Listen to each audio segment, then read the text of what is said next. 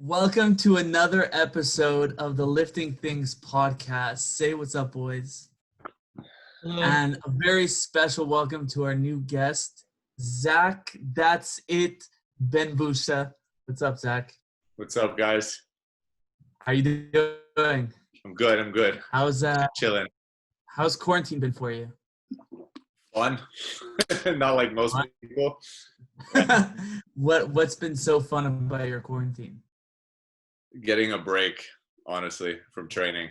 Yeah, Yeah, because usually like in season, I'm saying most fighters or most athletes that are in competition, we have less time to do mobility and rehab.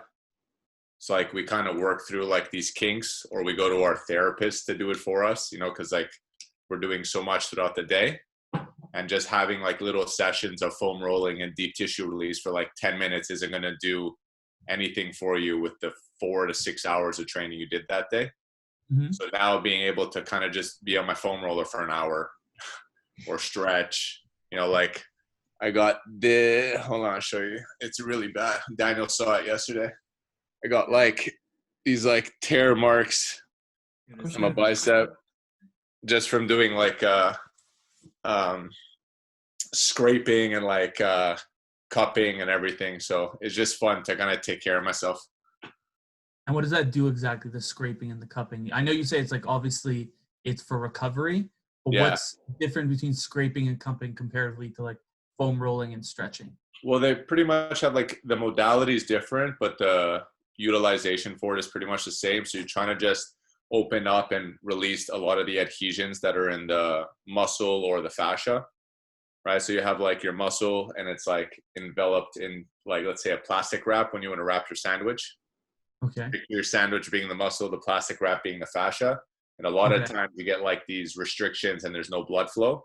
Mm-hmm. So a lot of the scraping and the cupping, they're pretty much allowing those adhesions to break and then putting blood flow through it. So sometimes when you see like the redness, or we call them like little strawberries, it's the breaking of those adhesions and then the blood flow going to the area that wasn't getting blood flow. I see. And you can't get that from typical stretching and mobility. No. Not that you won't get like you won't get the redness from stretching or anything like that. Those strawberries. Yeah, stretching in the longer one will help you with mobility, but that's like you can go into talk. That's like a different thing. You'd have to go into that if you wanted me to describe that. I think we're okay. It's probably gonna be a very long podcast if you do. Well, we'll just do a week-long live. You'll just talk about it. So something that I've always been like really impressed by and fascinated by you is like you calculate everything so to the T, because like you're one of the most like dedicated and committed people I've ever met. Like ever since I've known you for like a decent amount of time now. Yeah. And you've always been like super. Yeah, it's been like 10 years. Yeah. And you've been super into like training your entire life, specifically fighting. And as like each year that I've known you, you get more and more like specific into what you want to do, and like the amount you sleep, the amount you train, the amount you eat, your cold showers, everything you do is so calculated. Yeah. How do you do that? Because I'm saying for people that want to and that are watching that like are really into fitness or are fighters or wrestlers or anything like that, would you say that if someone's very serious, is that necessary? Yeah. Okay. I thought you were gonna have more to your question. Yeah. No, sorry about that. Yeah. For sure. The whole thing I do is pretty much like periodization. Like if you ask me, hey Zach, what are you doing in October? A lot of people are like, I don't know. I know exactly what I'm doing in October. And the reason it's there is because I have planned sessions where this is going to be followed. Let's say like right now we're on quarantine, right? All of us. So it's the best time to do hypertrophy work on maybe some technique that you're lagging because you actually have the time to do it. Let's say I saw you guys do a sick event where people are just lifting heavy shit, right? But like, let's say you notice on your bench or your squat, you're like, yo, I was off somewhere, my hips were off. I felt like on the deadlift, I was using back. now's like the greatest time to work on those things because you have the time to do it, right? But then when you're in season, when you got to compete, you don't really have that much time to do a lot of technique, right? It's like, let's see how much can I lift, right? So for me, knowing when I'm going to compete, I'm able to pretty much just like create a year plan. And then I'm able to see the progression throughout the year. And then from year to year, I want to make sure that I'm never going under what I did the year before, even if I'm restarting a whole cycle. Okay. So I always want to make sure that I'm getting better and better and better. And then when you're talking about like my ice baths and like my cold showers and everything, the biggest part is being able to handle how much output you want to put, but then also be able to manage how much recovery you need. Because in all reality, the recovery is what's going to make you do better in the activity that you're going to do, right? Wrestling, jiu-jitsu, boxing, weightlifting, it doesn't matter. So if you don't have this dialed in, then this is going to fail. So I spend so much time finding out what I can do here in recovery so that I can optimize my training, so that every time I go in the gym, it's not like, what am I doing today? It's like, no, I'm doing this. I'm doing this. I'm doing this many sets, this many reps at this weight. It's always, I'm doing this many rounds of boxing. I'm doing this many rounds of jiu-jitsu. I'm doing this many rounds of wrestling. Everything is there. So then at the end of the week, if I need to auto-regulate and be like, yo, I didn't feel good this week, I didn't feel good. Maybe, if you didn't have it written down, now you got to be like, well, did I sleep enough? Did I eat enough? Did I stretch enough? Did I roll enough? Did I take it? Like, you don't know what it is. So then be able to have like quantitative data to be like, okay, you know what? I missed 4 hours of sleeping here. Oh no, maybe I was in a deficit in calories because I was training so much. I didn't try to get it in, So having those values really allow me to optimize training. As if that makes sense. Totally. I think we cut out for a second. No, you guys were good. Oh no, it's okay. We're fine. Okay, we're good. We're good. Sorry about that. So how do you do that though? How do you plan so far in advance when, like, number one, like, I know you can like kind of like have a broad, well, at least in my opinion, like what I understand, you can have like a broad understanding and a broad goal of what you want and where you want to be. But like, I doubt like in a year you plan out, like, you don't plan out in January, okay, in October, I'm going to do 8 sets of 12 reps at deadlift. Like, is it more broad? No, I do. I plan out. Oh, you do? Yeah. To that degree. Yeah. How? Well, it goes to the same thing. Let's say if you got to prioritize what your goal is. So for me as an athlete who has to peak and then come back down and then re-peak every fight, I have like stages within like, what am I doing this month? What am I doing this month? Right. So then every month I know what I'm doing. In a generalized plan, I'm talking just like in general, the basic, usually you want to build up your conditioning. Then you want to get more mass, right? Then you want to train that mass to get stronger, right? And then you take that strength and you want to get more powerful, which it comes to like snatching, push jerks, all that type of power exercises. And then you take all the power and then you want to become faster. And that's kind of like the little like scheme you would do if you were to train yourself, right? Because the end goal, most sports, football, soccer, rugby, boxing, MMA, it's not like how much muscle do you have. That's not the thing, right? It's like how fucking fast and powerful are you to, take down somebody, punch him, kick him, all that type of stuff. How much muscle do you have to use? Exactly, right? So then if I have a chance to like build muscle, then that's what I'm doing. And typically fight season for us, for fighters, this is if you're a amateur to semi-pro, and then before you become pro, that is, you're going to have to build your program with the contract that you sign, with either UFC or whatever it is. But when you're fighting as an amateur, when you're fighting as a semi-pro, you're fighting anywhere between like, I'd say October up until April, May, and then that's it. And then summer is pretty much, there's no fights going on. Okay. There's no like boxing tournaments. There's no wrestling tournaments. There's a couple of jiu-jitsu tournaments, but there's nothing. So that would be the great time to kind of get big and get strong. Okay. right? And then that's how I plan it. And then I know. And then when you were asking me, but then how do you know, like, if you're doing 3 sets of 8 of deadlift, right? Well, if I know that last summer, right, because that was my strength and hypertrophy phase, that I was doing this much volume, which is pretty much reps times sets times weight, it gives you a load, right? That's how you would kind of equate that. So if I was doing this much last year and I'm repeating the cycle next year, I got to make sure that I'm doing more volume than I did last year. If not, I'm not progressing. I'm not getting better. So that I'm able to dictate that every year I'm getting stronger and stronger and stronger, because I can legit see it on the graph, and then I can also feel it. And then that's how I plan ahead. So for people, some people you would have like trainings, like, so let's say for deadlifts, you could deadlift once a year every summer, and just based on that, if you got stronger one summer after, you're like, all right, like I did something right. Yeah, exactly. You don't need to deadlift every single workout. Yeah, because like there's no reason for me to be in season and doing like a 5x5. Yeah, okay. You know, like it's gonna impair training, because don't forget, closer to the fight means more volume for fighting, which means less time in the gym. Right? Like at that point, the weightlifting and the strength work is maintenance. It's not the goal. Yeah, that's so interesting. Yeah, because okay, so yeah, sorry, go ahead. No, go for it. No, because so you're saying there's two, like recovery and training are equally important, or even would you say recovery is even more important? I say recovery is even more. So that's interesting, because most people that are training, I don't think they know to what degree that actually is important. So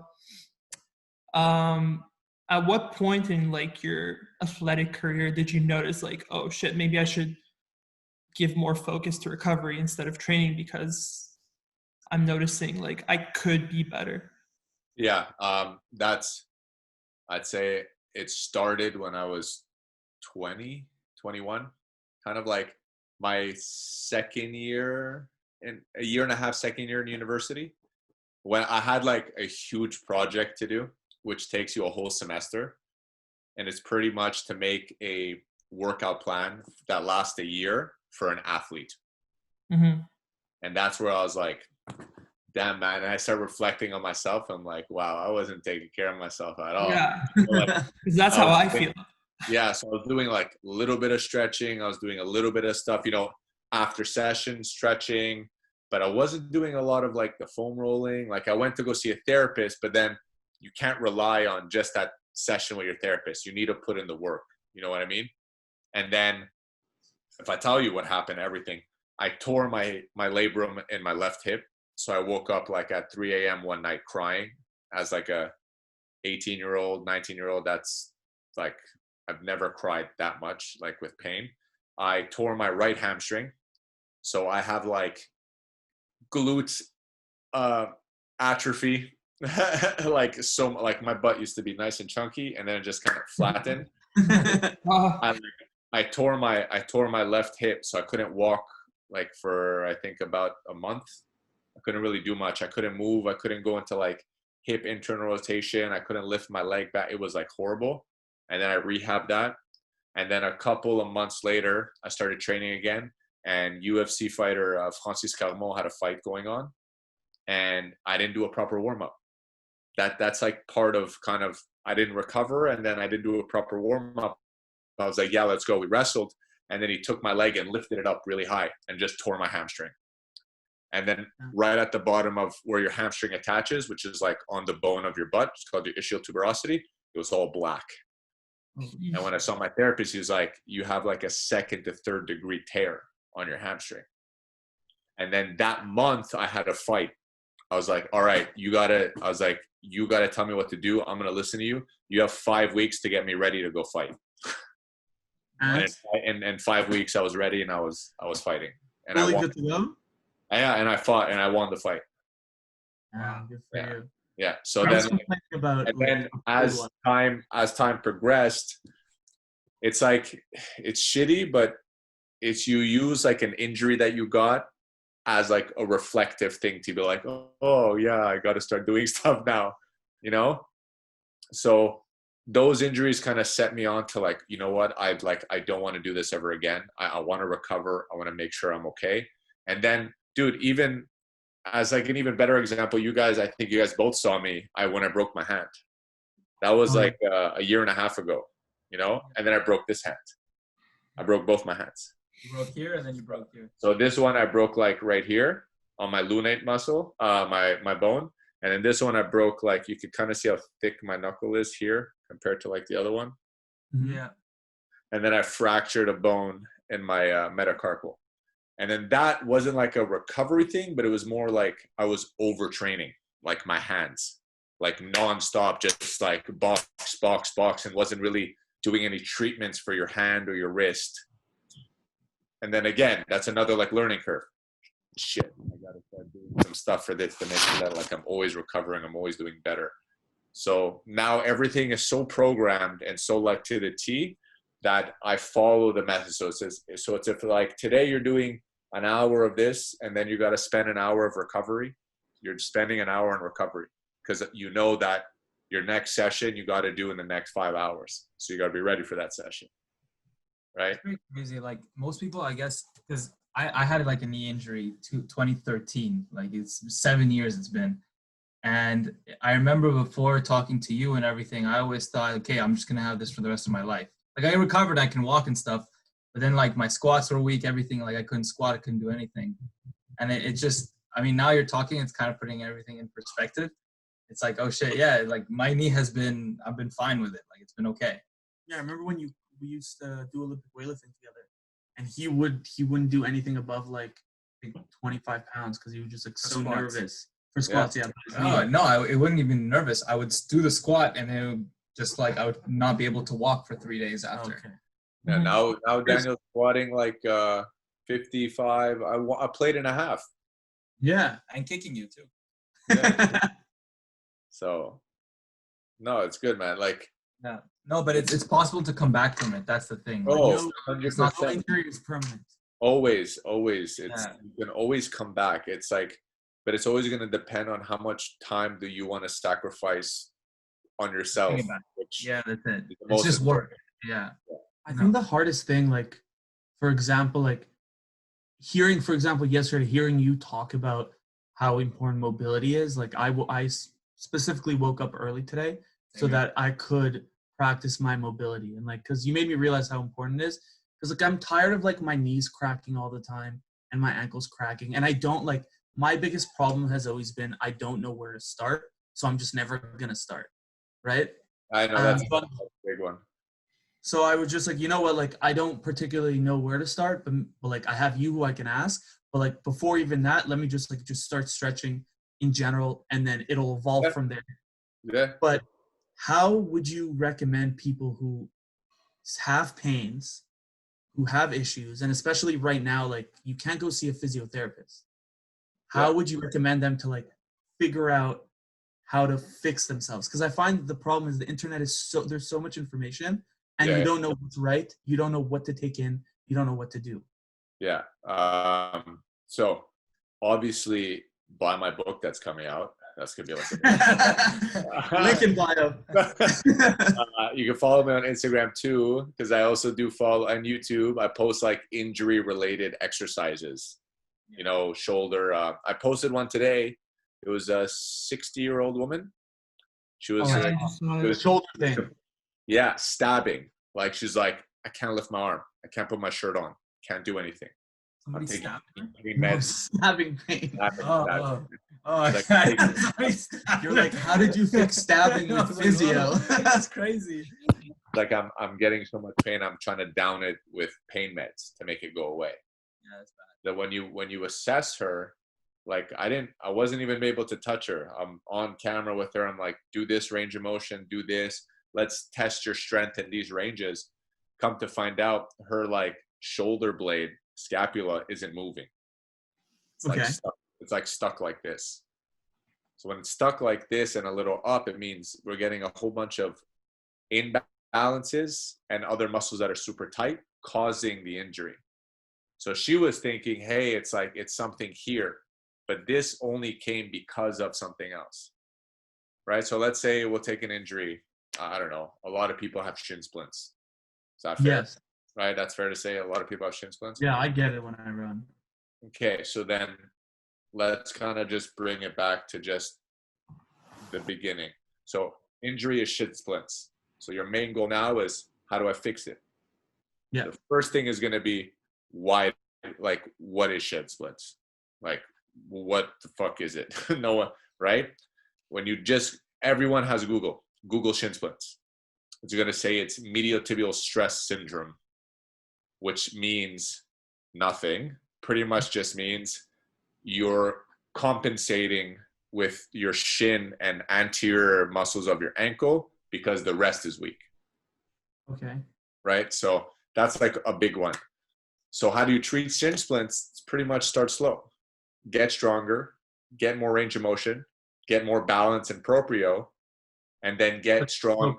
Yeah, so knowing where your joint is in a certain place and time. So it's like, if my hand is here and I'm able to do, let's say, the alphabet. So like, let's say someone injured their wrist and I'm like, all right, draw the letter A with your wrist. That would be like a proprioception exercise.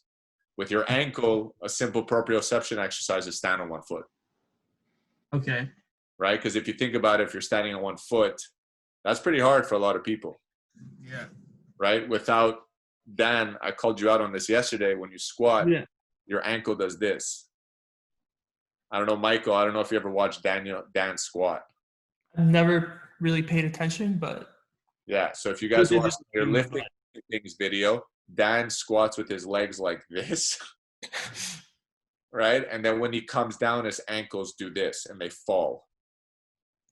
Like Okay. they fall did down. you know that, Dan? Dan, did you even know that? Well, he's told me that before, yeah. So I just have too much of an ego. so then when you're looking at like why, Dan, you might get it, well, you're not strong in inversion, so that's like bringing your ankle like this way. Yeah, for sure. Right? I agree. And you're not strong going down, which is like your tib post muscle, which is the muscle that applies when it comes to running, right? With like your big toe, right? Having like big toe activation, right? Mm-hmm. People they don't really care about the big toe, but the big toe is like one of the biggest muscles that acutes to glute activation. Really? Yeah. So if you ever see people when they lift their toes up, they're falling back too much and they're not getting the right activation that they want, which is like a nice stable base. Mm-hmm. So like, I know it's a lot and I'm trying to make it as easy as possible, but if you take any injury, like anything, whatever it is, it's always the same base, which is do increase range of motion. Because usually with every injury, you tend to decrease range of motion, right? That's fair? You guys understand that? Yeah. Okay. After range of motion starts to get applied, let's start establishing some type of strength back. Again, with an injury, you tend to lose strength.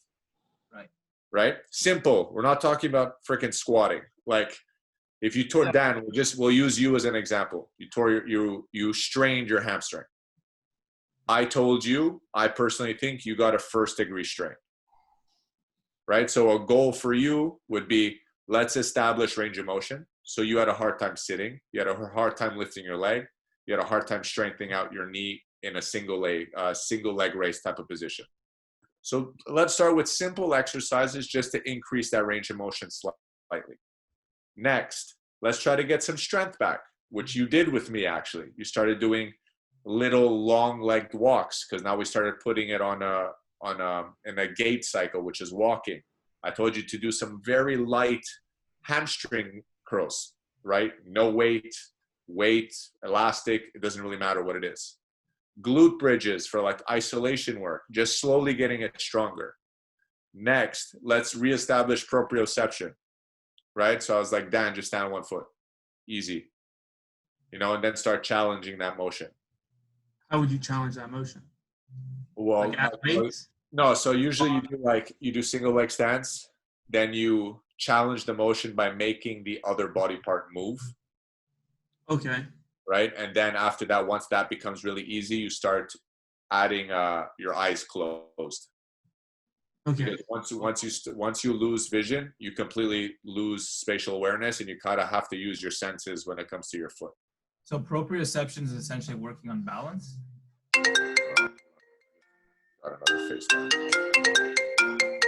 Sorry, guys. Okay. No worries. No, so proprioception is knowing where your joint is in space and time, Got it. but balance is a way to work on proprioception. Okay. Yeah, like when we're talking about just an easy move, like proprioception, like I said, can also be if you sprain your ankle, doing the alphabet with your ankle is knowing where your ankle is in space and time. That's right. It could also be you lifting your leg, and then I tell you to close your eyes, and I tell you to re-lift it. Like you got to know where was it with your eyes closed? Where was the joint in space and time, right? So like simple stuff like that. Mhm. And then after those, then it'd be like, all right, am I getting better? Am I getting worse? I'm getting better. All right, now let's start making these exercises a little harder and a little harder. And then look at you now, 2.5 weeks, 3 weeks, you're walking, you did wrestling drills, and you feel a lot better. 100%. Yeah. But you didn't do much. It was just like simple tactics to kind of get yourself better. Imagine if you did nothing. I'd probably still be limping. Maybe not limping, I think walking, but I don't think you'd be able to drill. I don't think you would be able to work out. It was definitely very progressive. Like it was a little bit every day. I remember. Yeah, I remember the beginning. I was like telling you, I was like, I'm nervous. Like I don't want this to last a month. And then I'm like, just tell me what to do. I'll do it. And then I started doing it. I was doing it often because I was stressed about it. It's like, who wants to have trouble walking? It's the most annoying thing possible. And I was like, within like 5 days, I was already like barely limping. And I did have a little bit of pain, but I was able to walk normally. It was great. Yeah. So like the formula is always going to be the same when it comes to, let's say, a certain injury. It's always going to be like reestablish things that you've lost. Okay. And the actual treatment for it is going to be different from person to person. So I'm not like, I can't really give what to do, right? Like one thing might work for somebody, Might not for but another. not work for somebody else. So it's not concise to say, no, do this and it works for everybody. But what does work is just reestablishing things that you lost. That's like a guarantee. That's what you want. No matter what, that's going to be the fundamental basis of what you want to do. So that's more of like a straight line. It's like, well, maybe less, not so much a straight line, but it's like, okay, I injured this. I know what's wrong. And I know that like, you can even Google it. It's like, my hamstring hurts. What could have happened? Okay. You could have torn, you could have strained, and you could have this. And then there's certain tests that you can do to figure it out. Exactly. Or for example, for something like, let's say, like you said, like my squat, for example. Yeah. So you were saying, for example, for my squat, you told me that like as I'm going down, my ankles kind of cave in, right? Yeah. So let's say I wanted to figure it out on my own how to fix it. Yeah. What would be good steps to go on to, like, should I just research my ankles are caving in, what should I do? Should I just do the movement and just focus on having my ankles in and just practice the squat like that? Like, what are the right steps to go about fixing? You can definitely Google and YouTube it. There's like you said, there's a shit ton of stuff online, but there's also not that much smart people and well-educated people to actually give you like concise information. The number one best person on YouTube for squatting and fixing issues like that is going to be Squat University. Yeah. Like I'm 100%. If I'm going to give one guy the benefit, it's going to be him, because that's what he does, right? If let's say you still can't find the answer, well, you kind of like, you just pretty much said your answer. You know your feet cave in, right? Mm-hmm. So let's start with fixing that. So definitely you're going to have to start strengthening your ankle and being able to come down while the feet aren't like this, right? Remember, like you can have slight external rotation or feet straight. That's going to really just depend on the anatomical structure that you have in your hip, right? So usually either people will have like normal anteversion or retroversion, which is just like where the femur is with the hip socket. Little forward, little back, anything like that. That will depend on, can you like physically do this, or is it a restriction, or do you need to slightly be like this? But this is just no bueno. Wait, I actually have a question. So let's say there's some type of movements, like even for squatting, where people kind of just accept that their movement isn't perfect, such as like a butt wink or something like that has. But since it doesn't cause any pain or any other restrictions, I think there's nothing actually wrong with just keeping that form. So no, because the body is really good at doing what it needs to do to not hurt itself. So just because it feels okay for you doesn't mean it's right. Okay. Right? Like a butt wink, again, normally it depends because you're not able to hold the stability within your pelvic girdle and your sacrum pretty much, which is causing that butt wink, and your hip at certain degrees. So that's why a lot of people have butt winks at different angles, right? Like you'll notice a beginner that has no stability, they'll butt wink before 90, right? But that's wrong. There's something that's too tight, too loose, they're not strong enough. Then usually everyone should be able to squat until 90, right? Yeah. Without having a butt wink. At a certain point, the deeper you go, you'll get a butt wink naturally. It happens. It's going to happen. Yeah. But necessarily, I don't think that's great, especially on the SI joint and that area, to have heavy loads on it. That's why if you watch, let's say, like power lifters that are doing like clean and jerks, do you see them when they're down in the position? There's like almost no butt wink when they're down in that hold, and they just shoot right up. Yeah. They build that stability. Yeah, it's like straight down, and they just come straight up. So they're building that stability within the hip to be able to go that low. So just because something is okay doesn't mean right, because you never know. Maybe it doesn't hurt now, doesn't hurt later, but maybe in a month, 6 months, a year from now, you hurt yourself, and then you wonder why, right? Yeah. So it's like, I'll just give you another example. Studies have come out on girl soccer players that have like, the cleats that you could pretty much like put where the position is.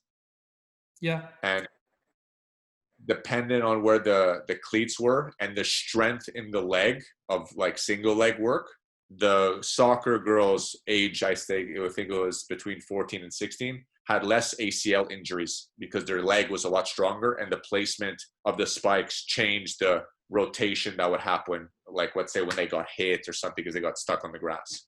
Right. So just like little things, right? You don't notice. You're playing soccer for 4 or 5 years. You're like, yo, I'm good. No one really like assessed you to check you. Are you doing it right? Are you not doing it right? Boom, injury. That's a lot of in older people. You guys can pretty much use your parents as an example. I use my dad as one. They're going to complain of injuries, but they're going to keep doing that move, and because they're okay, it doesn't hurt. But there's always going to be aches and pains like later on, right? I'm sure all of our parents have that. I know my dad has that, and I treated him the other day, and then he started realizing, oh yeah, wow, I do this with my leg, I do this, I do that. He's like, oh shit, you're right. That makes sense, so much sense, When you remember, something that I'm actually interested to hear about. So Daniel, I've known Daniel like literally my entire life since I was like 6 years old. 7. I moved here when I was 7, so it's not possible. Okay, whatever. And for the longest time that I've known him, he's always like been training really, really hard and cutting and trying to, well, he's done it before. His first time that he cut down really, really low was with Zach.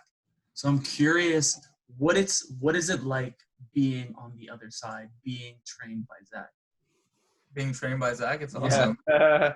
It's great. No, okay, so a little, I guess, backstory. I always had like a weight issue. I always, I have like Eastern European Jewish roots, and it's like they just kind of feed you and they don't stop feeding you as a kid. What did your 23andMe say? 99.9% Ashkenazi? Yeah, it was crazy. So, I don't know if anybody is Russian, but like the amount of buckwheat you eat as you grow up, Zach knows too.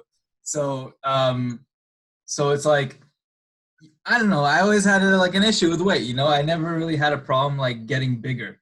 So and I tried a bunch of different things growing up, So but I many think programs. I remember all the programs you yeah, tried and purchased, and even yourself just. and they would all work, but they would work like on the first 5 to 10 pounds, and then you kind of just get stuck because it's like either unbearable, like you can't. I remember the first ever program I ever bought was six pack shortcuts, Mike Chang, and he was like the first guy on ever to do shit on YouTube. And his like whole big thing was like, there's this thing called afterburn. After you work out, you're still burning calories. Oh my god!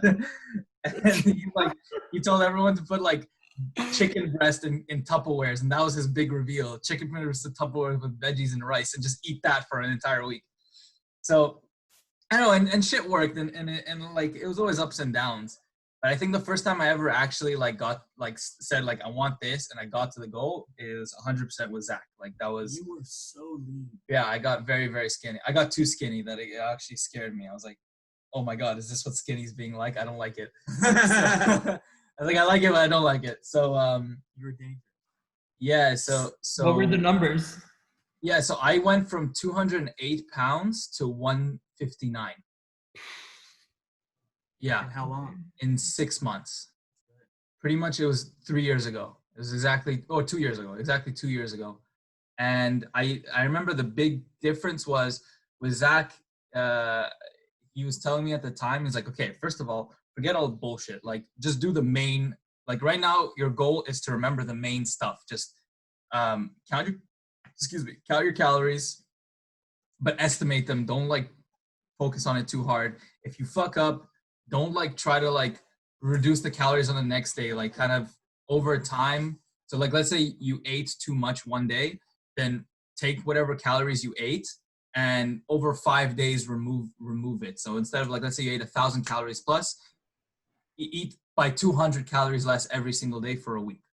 And like all these little tips and tricks that just made it kind of pleasurable. Like I was eating ice cream and cakes and stuff. And granted, I didn't gain any muscle or like I didn't maintain that much muscle, but I also didn't have much muscle on me. So, I mean, it didn't really matter. So, but yeah, it was finally something that worked. And now I'm kind of doing the same thing, but kind of upgraded. I'm doing it for like next level. So Now you're big and strong. well, now I got bigger, so I'm also trying not to lose my muscle mass while I lose the fat. I'm actually trying to gain some. So we're training, and it's working out. I'm down 15 pounds. So it's good. Yeah, it's Let's get you stage ready. Yeah. 2021. There you go. So something I noticed about you, Zach, as like a trainer, like, and I've noticed it from like how you interact with Daniel and how you train him, is well, number one, because I myself have had trainers as well, like for like Olympic weightlifting and wrestling and swimming and etc. And what I found is you're extremely supportive, and I mean like a lot of trainers are, but you're in a sense you're always there to check up on him more so than I've ever seen. And I'm because we're also friends. So but I follow Zach's story and I see what he does. Yeah. Like you genuinely care. Yes. Yeah. And on top of that, what it seems like to me, and correct me if I'm wrong, you care less about quick results and results. Obviously you want results, but what's most important to you is that people do what they're doing and become healthier and become like work out more, eat better. But most importantly, they have to enjoy it. Yeah. No, you're right. Like, I care so much because I, growing up, didn't have everything I know now. Like you growing up, your number one go-to is Google or Wikipedia. Yeah. So my number one go-to was UFC champions and whatever they know, Right. which isn't always right.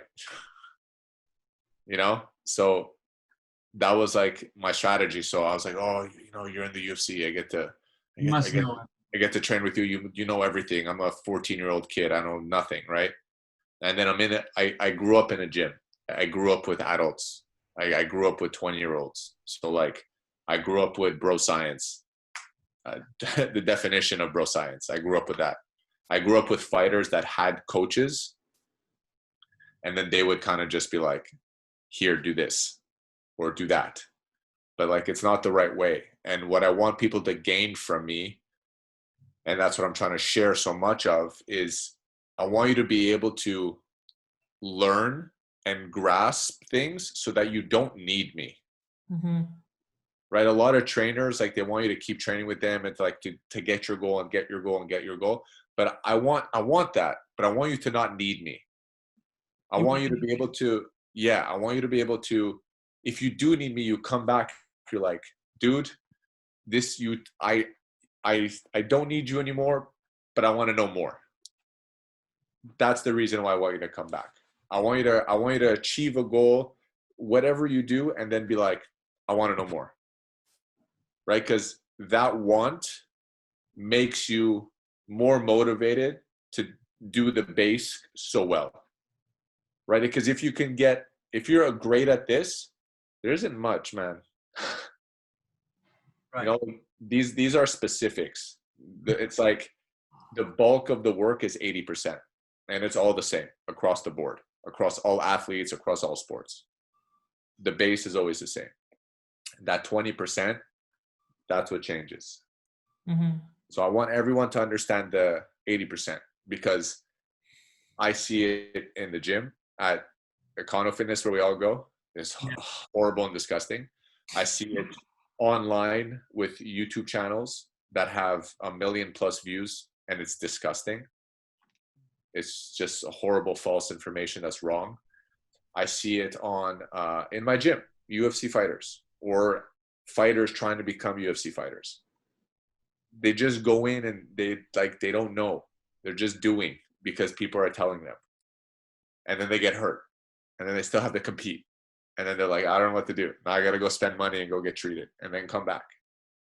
I want you to just be able to have everything. I want you to know how to treat yourself, how to get stronger, how to fix your posture, how to optimize health, how to lose fat, how to gain muscle mass, how to program your own workout for your goals. You want to run a marathon? Buy the book. It tells you how to fucking schedule your thing to run a marathon. You know, you want to become Dan, you want to become a better wrestler? Buy the fucking program. It tells you how to become a better wrestler. Because it gives you like the foundation base that everyone needs. And then in the program, it teaches you how to build off that to go into the niche that you want or that you want to get better at. So kind of basic training to it, like A basic training to that, training. that everybody needs to accomplish. It's kind of like level 1 training before you go to your level 2 or 3, which is like your more specific sport. Yeah. And I care so much because I care a lot when I see people that care about themselves. Yeah. So Daniel cares about himself. And sometimes he falls off the wagon, and then that's when I'm a dick to him. And I'm like, because now, like you said, we're friends. But at a certain point, when you're with that client so much, they become your friend. Like I have other clients, not just Dan, that sometimes I'm a dick to. I'm like, yeah, bro, you hurt yourself. You're a fucking idiot. You didn't listen. You didn't do that. You're 5 pounds heavier. You fucking let yourself go for 6 days. Like, you know, but then that gets to them. And then when they're so good, I motivate them. Mm-hmm. Like, yo, you're great. Yo, I lost 0.2 pounds. Fuck yeah, bro. Awesome. Great. You want to send me a video? You want to send me a picture? You want to dude, send it to me. I'm so happy. Like, I'm honestly happy because that means that I gave you a little bit of something. And then every day you're like, yo, you're thankful. Because at the end of the day, when your friend or client reaches the goal, they're in love with you. And they really appreciate you. And then also, I want that person to gain so much information. When their friend comes to them, they could at least give them smart stuff and not make that person hurt themselves. Yeah, spread the word, kind of. That's also, when you put so much time into someone, which is you do, like when you train someone, and it's long term. It's not something that happens in a week. You're putting time into someone, so it's like kind of like rewarding to you as well, because you're like, you guys did it together. Yeah, it's always, but it's not even, dude. I give you, like, it doesn't matter what I do. It's all on you. True. You're just there to guide the right direction. That's it. I'm not there. The goal, yes, it's us together. No, man. The goal is like 99% you. I gave you that 1%. That's it. You know what? It's funny, Michael. Something that's really funny. Zach was talking about yelling at me. You probably know this. You've heard this before, and something I've heard Zach do with other people. Worse than yelling. Whenever I fuck up and I have that conversation, it's like, bro, I'm like 2 pounds over, or like I didn't eat so well. Zach goes, "Come on, man!" Like a disappointed parent. That hurts so much more than him being like, "You're a fucking idiot." You just go, "Come on, bro. You know you got this goal. Come on, bro." And you feel like absolute shit, but it like also motivates you at the same time. It's the funniest. It's the funniest tactic. I fucked up, but let me show you that I can be better. Yeah, kind of. Not only for you, but for myself. Yeah. Yeah, well, I'm pretty sure you and Michael, you guys used some of the strategies I gave you for your weight cut when you did your sting, right? Yeah, there were some very helpful tips. A lot. I'm like, For sure. I used a lot of the shit you said. It was very useful. It made it less grueling. That's what it did. It made it much less grueling. I remember at the beginning of my cut, I only came to you for advice after a few weeks. Yeah, I remember. And initially, it was very brutal. And it's funny, as my cut went along and I was speaking to you more, it got easier and easier. As opposed to, it should get harder and harder. Yeah. It was brutal. I won't like, it definitely was terrible. like, I hate cutting. I love food. I'm like, I love to eat, you know? Like, Yeah. I don't like to restrict myself, but I felt better than I did when I started. For sure. Because like that's my approach to weight loss. It's you're better off doing it in a longer period of time, but also you do need diet breaks. Not per se to slow down your weight loss, but to maintain your metabolic number. Because when you go too low for a certain amount of time, then you start kind of switching that number and it gets even lower and lower and lower. And at those long periods of time, it stays there. So you can pretty much just take every Biggest Loser athlete ever, right? They put them on such deficits and such high stress training that they metabolically like destroyed them. So whatever their maintenance used to be was actually a surplus of 600 calories. Oh, damn. So they put on the weight back completely. And then after they went back to the weight that they were, their BMR kind of went back and like regulated with all the hormones and everything. So it's like kind of like it was all useless. Yeah. pretty much, because weight loss it's simple. It's calories in, calories out. But then within that, there's a whole bunch of shit that you have to consider. And that's what people don't know. And then that's why sometimes you do need some type of advice just to kind of help you get through that, right? Like this past 3 years, Daniel's been with me for my fights. Besides the one in December, because I had 4 days to lose 16 pounds. Besides that one, every single other weight cut, I don't think Daniel has seen me suffer. No. They've been like one other one, but that was for another reason. Yeah. And they was like the one where they asked you to cut weight like the night before when you really didn't need to. Yeah, that was so stupid. Watch your hand though. You're blocking your microphone. Oh, sorry. Yeah, that was so stupid. Yeah. But weight loss is it's not that hard. You just gotta have a plan, and then it becomes easy. If you guys ever do a show again, start earlier. Yeah, that's true. I was gonna cut for 8 weeks, and then I think 12 weeks out, Dan calls me and he's like, "Yo, like we need to start now." Zach told me like it's better to start now.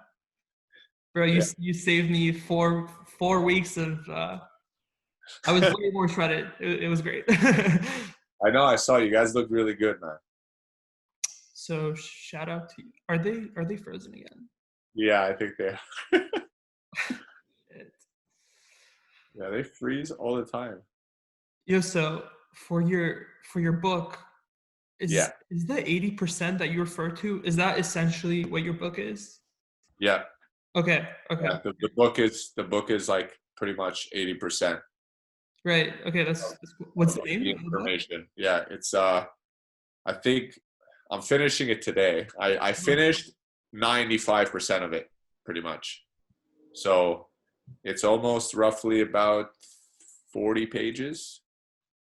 Okay. With a table of contents, and then you could pretty much just go through what you want to learn about, but the whole thing is just how to design everything for you, for like the goal that you want. That's awesome.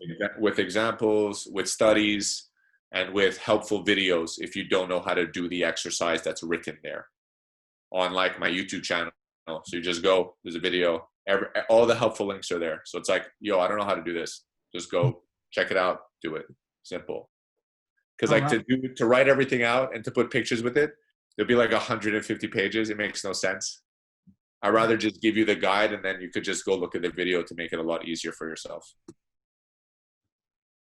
That's it. Also pretty useful. I mean, I didn't realize you were gonna have links referencing to different websites, giving more information and all that. Yeah, I do. I have that, and then I also have what I consider the best for each topic. So like if you want to learn about squats, for example. Yeah, if you want to learn about squat, go see him. If you want to learn about periodization program, you'll see these guys. If you want to learn about plant-based dieting, because I do put some nutrition in the book for a base knowledge, go look out these guys. If you want to learn about keto, go learn about this. So like I give where I get the vast information or some tips that I don't know about or that I want to learn about, and I go look at these guys because they're like high credential and high standards of information that's provided, right? And that's what I made. Okay, that's actually really interesting because I've told you so many times, like the thing I hate most about like the internet, and especially with fitness, I told Daniel this the other day. I feel like for fitness, everyone needs to know a certain amount. Like it's your body, you need to understand your body. But the issue with like the fitness industry, I find, especially when you research it, is it's if you don't research it, you're uninformed. But then if you do research it, you're misinformed, and it's hard to like to know where to look, and it's hard. So if you're literally creating a guide of explaining a lot of the topics and explaining a lot of it in the base sense, but then you're also like, you know what, you want to learn more, instead of saying like go research it, figure it out, you're saying, okay, here, this is what you do. I find that actually really that's really smart. It's like your go-to kind of Bible. Yeah, just everything's there. Fitness Bible. Yeah. Is that the name of the book? The Fitness Bible? Maybe. I'll release it when it's done. When is this coming out? I believe at the end of the month, roughly. Daniel would know more about this than me. Zach, don't type. Yeah, we can hear it. Daniel. Your hands are twice the size as normal people, so when you type, it's a lot louder. We're working hard on getting it out as soon as possible. Okay. I'm thinking roughly end of May. Yeah, I want to go for last week of May, but if we can't, then end of May. Yeah, roughly. So people can expect to have it realistically latest by June 1st. Yeah. Everyone's gonna love the price. It's gonna be ridiculous. Yeah. You guys, he's like giving this information away. It's ridiculous. Yeah, you're gonna be very surprised of how much it costs. I'm excited to read 100%. I'm not gonna share it because like you're just gonna see it and you'll be like, buy now. Michael will DM me and be like, Zach, like I don't want to steal from you. Feeling guilty. Exactly. So that's the point, because I know a lot of people out there, sometimes they don't have the money to pay so much, and I'd rather make this book as disposable as possible so a vast majority of people can buy it. Pretty much I'd rather have that and just share, and then if you want like the real stuff and like more, not real stuff, but if you want like that 20% where I'm using school and like the thousands of articles I've read and everything, and I've put it into a structured like thing for you, that's going to cost more. But to give you just the basic, I'd rather it be simple and everyone can kind of get it. Ultimately, you want to empower people with the knowledge to have control of their bodies. That's exactly what I want. Exactly. Yeah. Across all sports, everything, older, younger, everything. Like from what I'm understanding, it's not just sports. It's just like how to live, like how to go about your life. Because it's even if you don't do any sports, which like ultimately the most strain your body goes through is when you're doing physical activity. But even if you don't do any sports, you still like have to stretch. Like I know that you in the morning, like I don't know if you still do this, but you used to tell me that in the morning you kind of like prep your body for the day. Every day. Do activation exercises so your body's ready for the day. And that makes sense. It's like you've been laying in bed for 8 hours, still not moving, and then you just go and walk around and go upstairs and just do everything. It's like, That's how people, they sleep like this. this is how I walk. Every morning.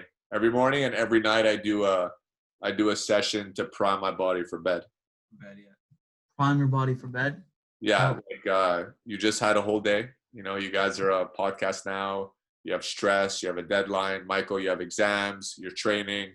That's like stress. You know, you have environmental stress, you have electronics going everywhere, so you have EMS coming in. All that stress, you got to wind down, relax the body, get the heart rate and breath low, get ready for bed. So. And you do this, I'm assuming box breathing is part of this? Yeah, box breathing, cold shower, and certain, I do hold breaths. I'll go like in a deep squat and breathe, child pose and breathe. Pretty much stuff like that. That's awesome. Yeah. Well, can we also find this in the program? Yeah. Okay. Like you're going to have like morning routines and night routines, how to prep? Yeah. That's sick. That's sick. A lot of value. I'm down. Yeah. So, sorry about that. So something that we do at the end of every single podcast is we like to ask our guests to give us a challenge. So, for example, I think I've given you some examples, but in case anyone watching hasn't heard them, like, for example, we had our friend Albert challenge us to take cold baths and have more cold exposure. We had our friend Jason challenge us to do a deck of cards push-up challenge. We had our friend Daniel Tiger challenge us in a month to be able to hang on the pull-up bar for 100 seconds. So it doesn't need to be fitness related. We have had like meditation challenges, so it can be anything. But I'm assuming you being a fitness person, you might want to challenge us in fitness, but it can be whatever you want. Okay. So you've done meditation. I know you did a cold shower because you do it with me. Yeah. You did a fitness one. Did a running one. Let's do a mobility one. Ooh, yes. Perfect. Haven't had that one. All right. So pick one area of your body that you're not that mobile or flexible in. Okay. Okay, so don't pick an easy one like splits. That's usually what everyone goes for because they're just like, I can't do it. So Dan, for you, I'm just going to example, you suck at hip ranges of motion. I agree. Okay, so I give you 1 month. 1 month is fair to be vast improvement to increase that range of motion that you have within that joint. Okay. So for Michael, you could honestly, it could be like the forward splits or the side one, you know, just get deeper and deeper into it. Sometimes people have really shit range of motion in shoulders. You just get really better at doing like a reverse where your arms are behind your body. Michael's weakness is his shoulder, actually. He can't bench. So that would be. There you go. It's not my shoulder. It's my rib, but I can still work on my shoulder. But pick something that you want to get more flexible at, more mobile in, and do it. I give you 30 days to be able to do that move. Okay. It could be a yoga hold, a pose, you know, that's like actual hard and you can't sustain it. I want you to be able to do it. All right. Perfect. Daniel, I see you thinking. Yeah, I don't know what to do. Well, your knee. Remember the deep squat I did? Remember the deep squat I did? Which one? When I had you, Zach, and Shane do a deep squat and then hug behind your leg. Yeah. Can we do that one? Be able to do that. Can you explain that for me and Michael who don't know what Yeah, so if you go on my YouTube channel, there's a video called Home Mobility Routine. Okay. And I go into a deep lunge, right? And I put my hands on the floor. You know what? Fuck it. I'll show you. Okay. So pretty much.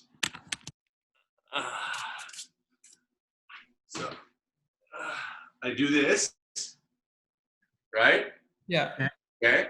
So this hand should be able to touch on the floor, which a lot of people can't. Yeah. Then what you do, you got to balance. Take this hand behind your back, this one under your foot, and grab and open. It's a lot harder than it looks. Like he makes it look No, very I can already tell. Incredibly hard, It's Daniel. incredibly difficult. I do this side, here, My hips hurt just looking at that. here. Because he goes under the foot. That's the thing. What about should we also maybe try the TikTok challenge? The butt one? No, don't do that. Yo, speaking of TikTok, I told Daniel this. I don't know if he told you, but you should definitely get on TikTok. Yeah, we've spoken about it. Me? Yeah, I know. I told them, I said I would, but I need someone to do it for me. I have so much with the book. Like I stopped doing, not stop, but I pulled back from like editing videos and making new content and writing my emails because I'm really trying to finish this book and get it out as soon as possible.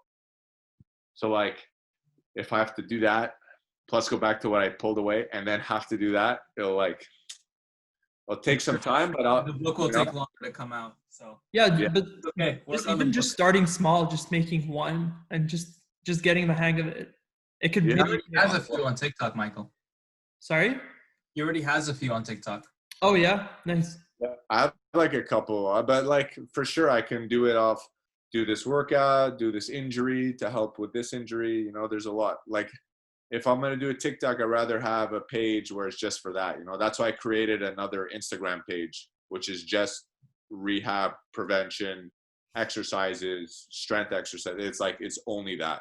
Yeah, but that's what it's all about, just finding your niche. And you have a really specific niche. So like Yeah, I would also now, so I guess we'll just say now, Zach is also going to be part of the podcast. He's gonna be a regular on the podcast. Yeah, because we have some exciting new guests coming on this week, and We want his knowledge in exactly. We want that big brain.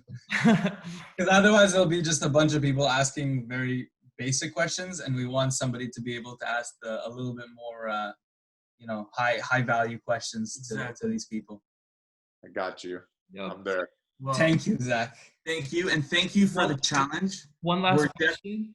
Yes. Yeah. Go. I want to know, how enormous is Chris Bumstead in person? I thought that question was going so far. It's such a different direction. He's a big guy. Like I think I'm fucking a lot taller than him. He's like 6 foot, I think. 6'1". And, For anyone who doesn't know, You're much Zach, taller than everyone. yeah, for anyone who doesn't know, Zach is 6'6". So he's like, You can literally say that about everyone other than Yeah, people in but NBA. he's big, man. Like we were snowboarding and everything together when we went out. He's a big guy. He's very quiet, which is like interesting. You know, like he doesn't talk much. He's like very like to himself, and he's super, super humble, super nice, like great guy. And we were actually talking. He was asking me, he's like, how the fuck do you do like plant-based? He's like, his girlfriend's plant-based, and he was thinking about doing plant-based for one of his preps for a bodybuilding show. He incorporates some plant-based meals. And then he was asking about training. You know, it was me, him, and Brandon Harding, was like another YouTuber. Mm-hmm. And it was just like us three were talking about training and how we like to do splits and what we like to play with and everything. And I'm super amazed with him and like how big he is. And he doesn't use much. You know, you think like all these bodybuilders, they like go crazy on the steroids and everything, right? Like that's what you assume. But like it's really Honestly, not. don't know. When you compete in those tournaments that are non-tested tournaments, like you would have like the majority of assumptions of people out there are watching these guys that are huge like that. They assume that they're on so much gear. Yeah. Like he's like the minimum effective dose, like the minimum you need. And then he just goes ham. Like he puts in the work. When we're like talking, he does the work, he does everything. And just how he was amazed of how I can handle everything with fighting and trying to put on size and try to do that. I'm the same way when it came to him of like getting as big as possible, you know? saying you're professionally amazed. Yes, because like it's just nice to see two people in two different fields. Yeah. And just to see like how different the training is, but also to see how it's not that different. Not just a different field, the best of that field. Yes. Missed Yeah. it. He's the best in that field. Yeah, that's Yeah. crazy. And it was honestly super cool and to hang out with him. He's big, bro. Like Yeah, thanks. That's all I wanted to yeah, know. huge, Michael has a shrine to him in his room, so that's why. he's like huge ass forearms. Yeah. Like fuck, man, I don't know. Like I was expecting that question from Michael. I was surprised it took him this long to ask. I forgot about it. I just remembered seeing Zach on his stories with Chris, and I was like, Oh, you were waiting the entire podcast just to ask it. maybe. Yeah, but I like what would have been cool too is to see him when he was in season. Yeah. Because he was off season. Mm-hmm. So off season he kind of just like kind of just stays at the same weight. And he's like usually a little bigger and not on anything. So there's like a difference. You know, so it'd be cool to see like fuck how massive he gets when he's on shit. Yeah. Next time we'll get him on a podcast when he's. I know. I texted. I wanted to go see him before coronavirus hit, but It is what it is. yeah, because he lives here. He doesn't live far. Where does he live? Ottawa. Mhm. Oh, yeah. Really? Yeah. How far at all? Well, hopefully when this whole thing is over, we'll all be able to go back to doing more exciting things. Anyway, honestly, thank you so much. Yeah, And thanks, dude. challenge accepted. I'm down to finally fix my hip. It's sad that like it took you challenging me on a podcast Do all this. to me wanting to Taking fix care my of hip. yourself. Friends for 10 years. Only 10 years later does he go, oh, maybe I should do this. Yeah, but you know what? It always has to start somewhere. So I appreciate it. No And problem. I'm excited to have you on the future podcast. It's gonna be fun. Yes, I hope you guys. Thanks for having me. I hope you guys grasp something from this. Yeah. 100%. 100%. Everybody curious where to get more information from Zach. That's it. Zach is going to be in the YouTube channel description down below. Always great information. 100%. Thank you. All right. Thanks, everybody. Thank you, Zach. Ciao, ciao. Bye, guys. Good day, guys. Have a great day. Bye.